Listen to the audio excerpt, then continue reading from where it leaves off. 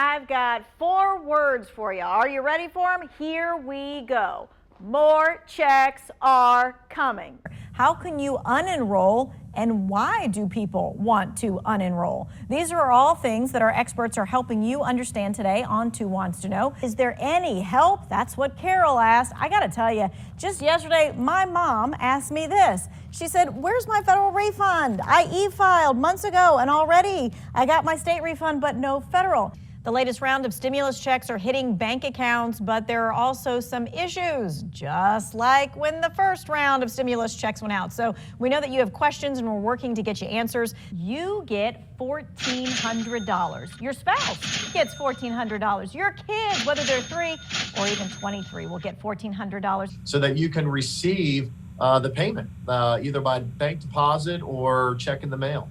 Right, and so there is a portal right now on the IRS, and we'll have that in the Who Wants to Know section that is specifically for non-filers, and you go in there and you put in your information. Okay, so let's take a look back at history to see if the wait is longer or shorter than when we first started all this back in 2020.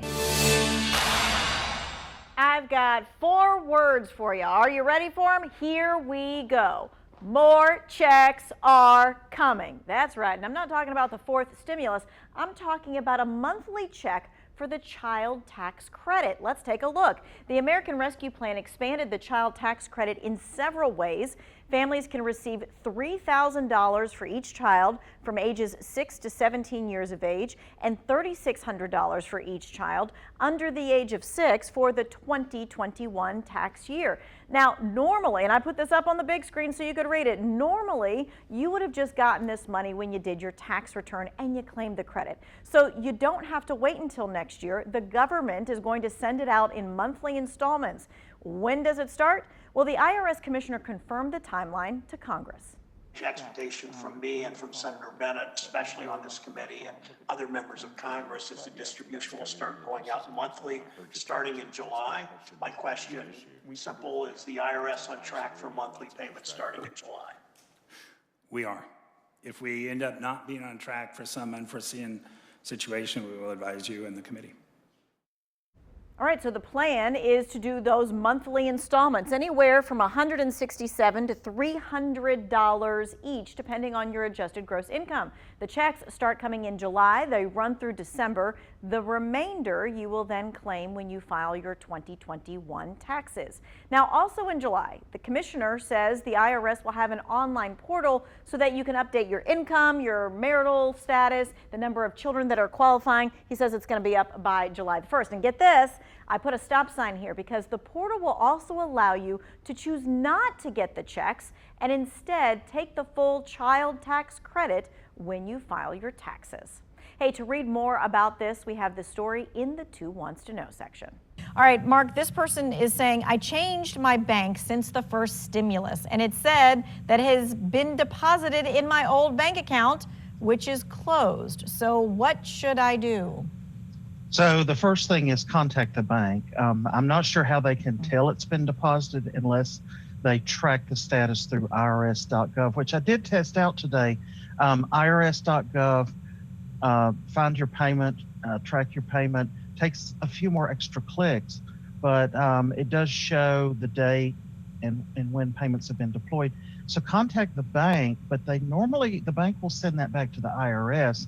And with this short window of getting the cash payments out, if it's sent back, then as Scott mentioned, they're going to have to count that as a rebate if they don't receive that by January the 15th.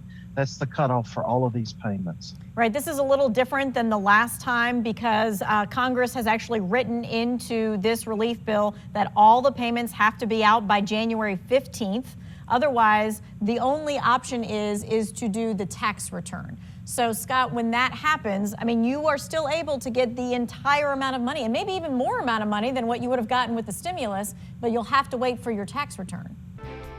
Stimulus number 3 could be passed by the end of this week or beginning of next week. And as of now, you get $1,400. Your spouse gets $1,400. Your kids, whether they're 3 or even 23, will get $1,400. And when it comes to mom who lives with you, if you claim her as a dependent, well, then she too gets $1,400. Now, when I say the kids and mom get the $1,400, I really mean you get it.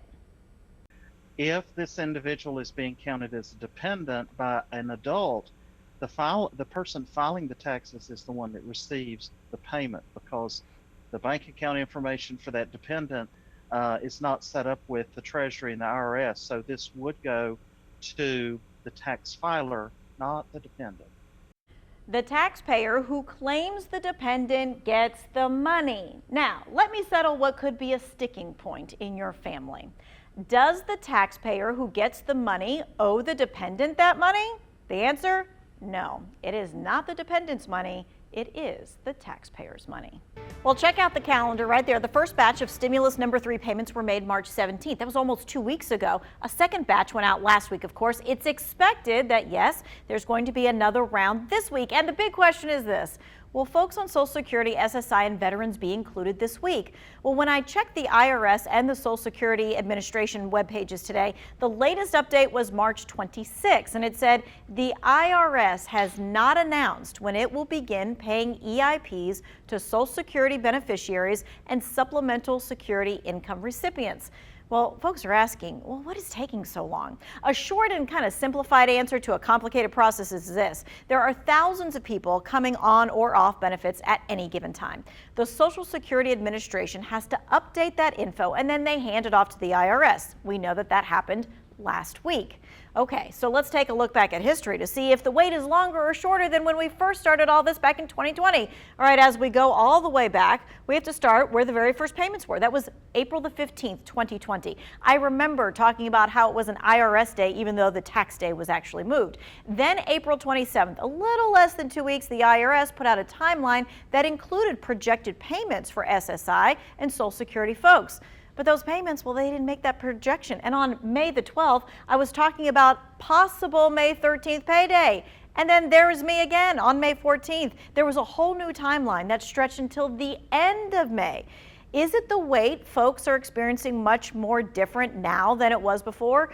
No, but that doesn't mean it's any less frustrating or annoying. As soon as something is posted, we'll update you. All right, right now we are taking all kinds of questions about the child tax credit and those advance payments that are coming starting July 15th. Scott Braddock from Scott Braddock Financial is here with us, as in J.W. DeGance from Jackson Hewitt here in Greensboro. All right, so J.W., this person says, what is considered half year for when 2 children are carried between 2 people? Like, who gets the advanced child tax credit?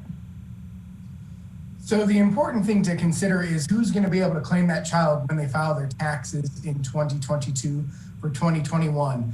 It would be 6 months that the person would need to claim. If they're in a situation where they alternate years filing, which does happen, then the one who actually received the credit this past year would want to opt out.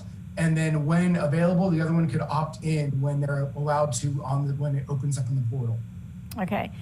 Scott, this person says, my son turned 18 last year. He is still my dependent, and I am a single mom, head of household. Will I get the payment for him? Right. So, unfortunately in that situation, even though she's still claiming him as a dependent, she would not be entitled to this enhanced child tax credit because he did in fact turn 18 last year. And so he's above that age threshold. However, there is the $500. So obviously every little bit helps in these situations. Okay. This person says, would it be beneficial for me to opt out of the payments monthly and wait until I file my taxes? JW? It could very well be very beneficial for you, especially if you're planning to use your refund for a special project, vacation. So that could be very helpful to you. But for others, if you feel like you could use this either $250 or $300 a month, depending on the age of your child, then you may just want to stay and not opt out.